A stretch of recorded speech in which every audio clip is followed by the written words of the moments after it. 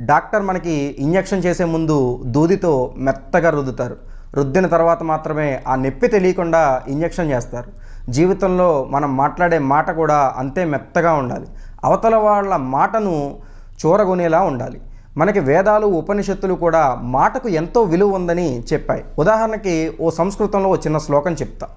అవిచార్యన వక్తవ్యం వక్తవ్యం సువిచారితం కించ తత్రైవ వక్తవ్యం యత్రోక్తం సఫలం భవేత్. అంటే మాట ఎప్పుడు, ఎక్కడ, ఎలా మాట్లాడితే సఫలమవుతుందో అటువంటి మాటలు మాత్రమే మాట్లాడాలి. ఏది పడితే అది, ఎక్కడ పడితే అక్కడ మాట్లాడకూడదు అని ఈ శ్లోకం వివరిస్తుంది.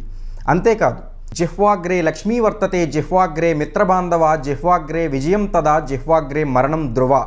మనకి వేదాలు, ఉపనిషత్తుల నుంచి ఒక అద్భుతమైనటువంటి పద్యం ఇది. అంటే జిహ్వాగ్రే లక్ష్మీ వర్తతే అంటే నాలికను ఉపయోగించి ధనాన్ని ఎలా సంపాదించాలి, జిహ్వాగ్రే విజయం ధ్రువ, నాలిక